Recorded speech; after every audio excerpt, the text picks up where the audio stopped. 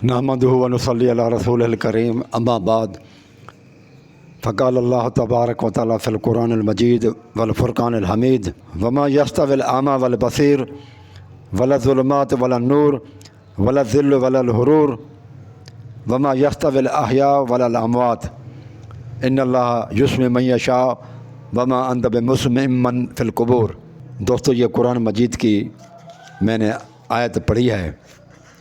ये आयत नंबर 19 से लेकर 22 तक है सूरत फातिर। आजकल जो है न शिया भाइयों की तरफ से दिन मनाया जा रहा है, जलसे और जुलूस किए जा रहे हैं। जन्नतुल बकी जो कब्रिस्तान है मदीने पाक के अंदर, उसमें जो बीबी खातून जन्नत की और तमाम सहाबा कराम की और भी जो बुज़ुर्ग हैं वहाँ पर दफन हैं। कुछ अर्सा पहले उनकी कब्रों को ढा दिया गया था, ज़मीन के बराबर कर दिया गए थे।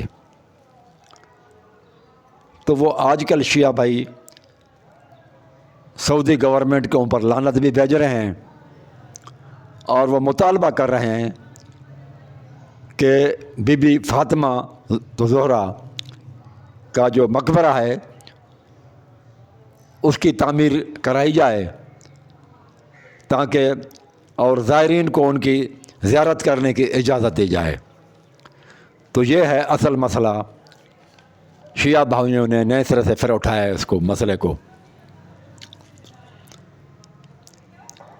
यानी कि उनकी कब्रों को पुख्ता बनाया जाए और उनके ऊपर तामीरात की जाएँ, कुब्बे वगैरह मकबरे बनाए जाएँ और कोई ना कोई मुजावर भी साहबदार है, फिर बैठ जाएगा बंदा। तो ये एक्चुअली कुरान मजीद का आयत अल्लाह तबारक व तआला फरमाता है कि ये लोगों बराबर नहीं है बीना और नाबीना, अंधेरा और नूर, साया और धूप, वमा यस्तविल अहया वलल अमवात, मुर्दे और ज़िंदा बराबर नहीं हैं। इन्नल्लाह युस्मि मन यशा वमा अंत बिमुस्मिइन मन फ़िल क़ुबूर।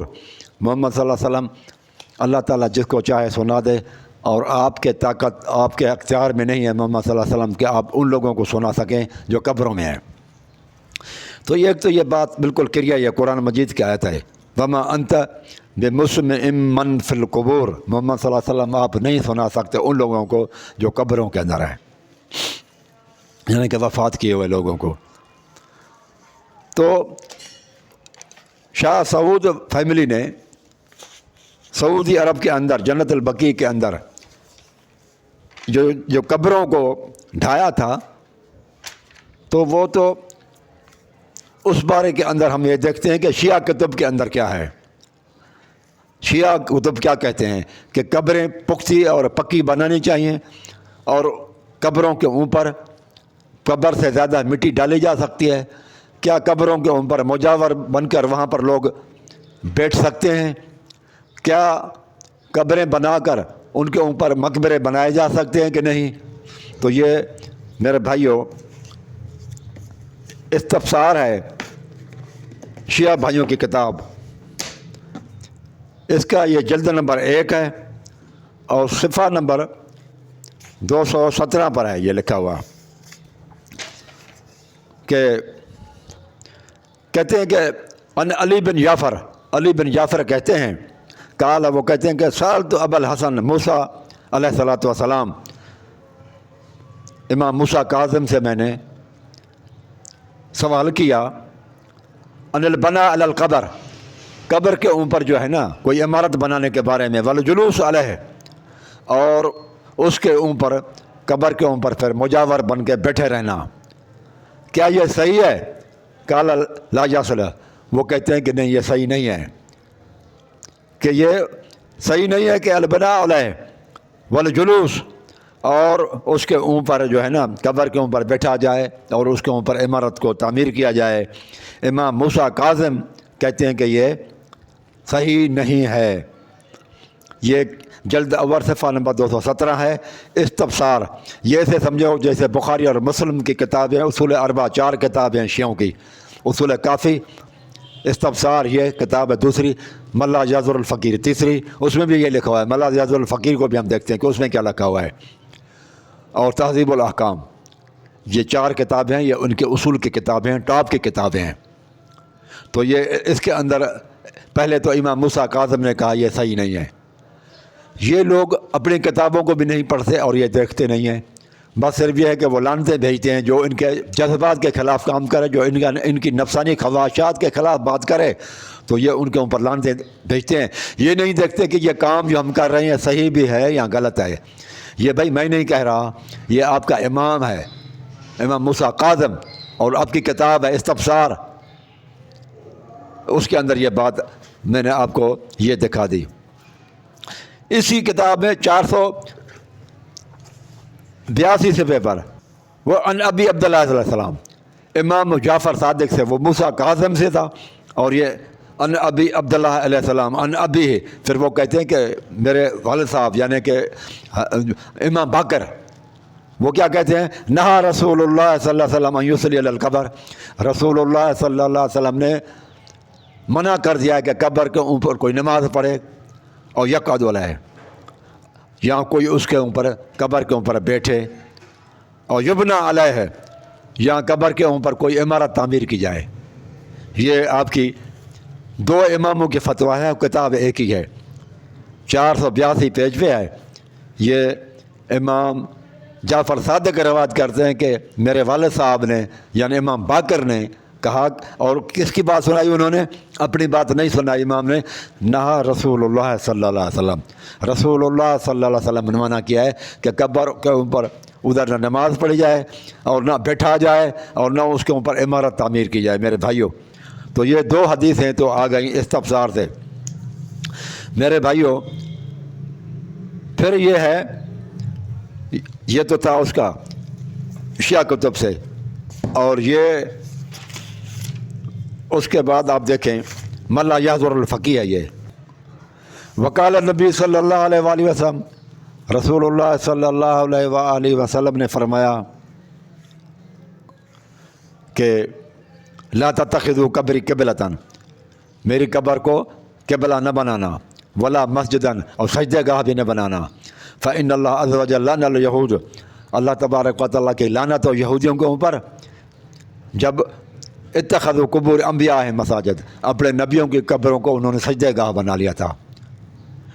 یہ بھی جو ہے نا، آپ دیکھیں حدیث ہے کہ رسول اللہ صلی اللہ علیہ وسلم نے کہا کہ یہود و نصارہ کے اوپر لعنت ہو جنہوں نے قبروں کو سجدہ گاہ بنا لیا۔ یہ کتاب ہے صفحہ نمبر 114 ہے، اور یہ رسول اللہ صلی اللہ علیہ وسلم کی حدیث لکھی ہوئی ہے۔ میرے بھائیوں، پھر بھی کوئی بندہ کہے کہ نہیں قبریں پختہ بنانی ہیں، تو نہ یہ رسول اللہ صلی اللہ علیہ وسلم کی اطاعت ہے نہ اماموں کی اطاعت ہے، یہ نفس پرستی ہے، یہ لوگ اپنی طرف سے کرتے ہیں۔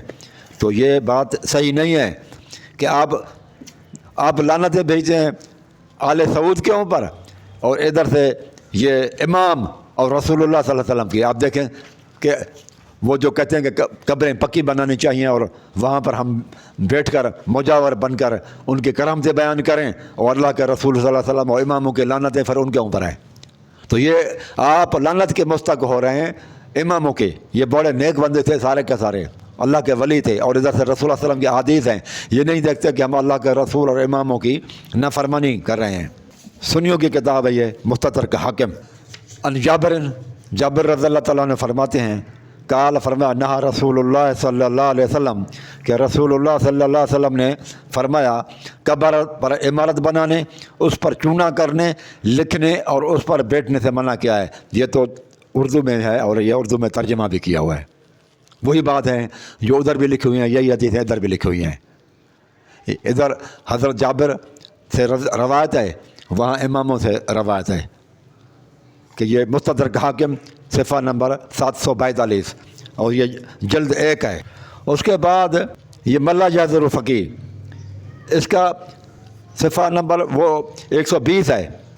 وقال صادق علیہ السلام، امام جعفر صادق کہتے ہیں، کلما جعل علی القبر من غیر تراب القبر، جب قبر کے اوپر زیادہ مٹی جائے جو قبر سے نہیں نکلی تھی وہ ثقل علی المیت، وہ میت کے اوپر بوجھ ہے، گناہ ہے، اس سے میت کو تکلیف ہوگی۔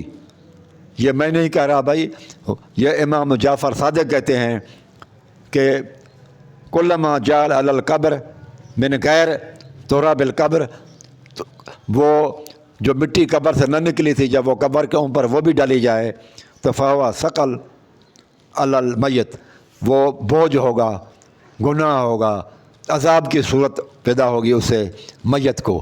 آپ دیکھیں یہ 120 پیج پہ یہ بھی ملا یحضر الفقیہ کی روایت ہے کہ مٹی دوسری بھی مٹی نہیں ڈال سکتے آپ، قبر سے جو مٹی نکلی اس سے زیادہ نہیں ڈال سکتے، وہی ڈالیں بس، غیر مٹی تک ہے۔ اور وہ بھی اس کے بعد پھر آپ دیکھیں یہ ایک اور کتاب ہے، یہ آپ کی کتاب ہے فروع کافی، جلد نمبر 3 ہے،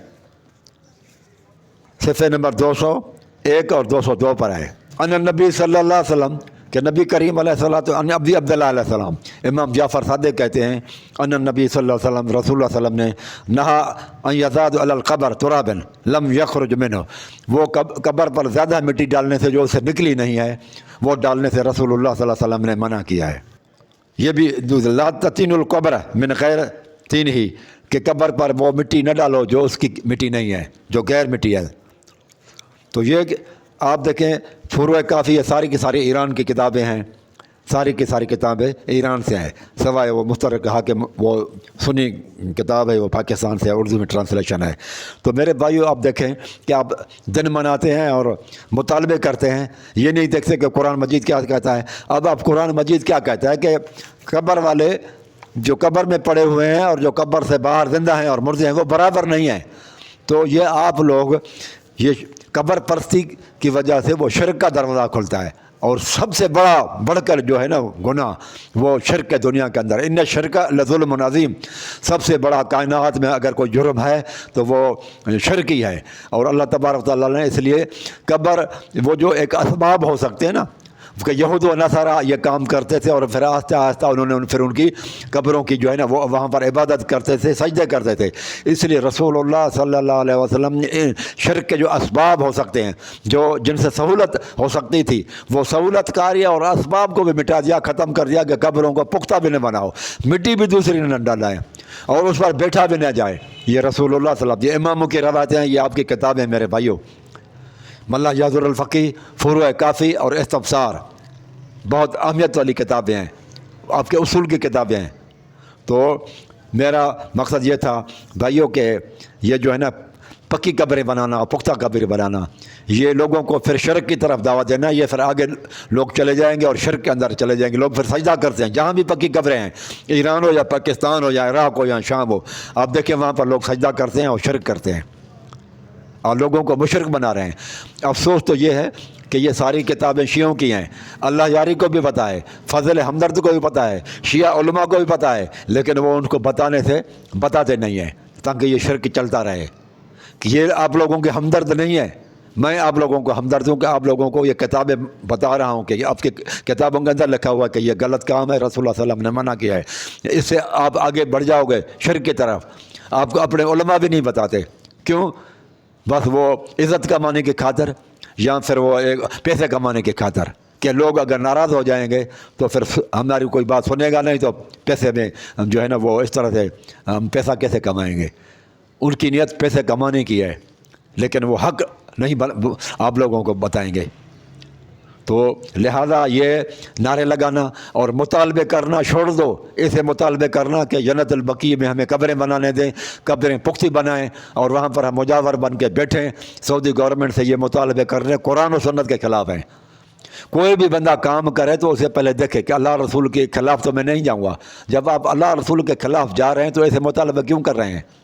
آخرت برباد کیوں کر رہے ہو اپنے؟ اقول قولی ھذا استغفر اللہ۔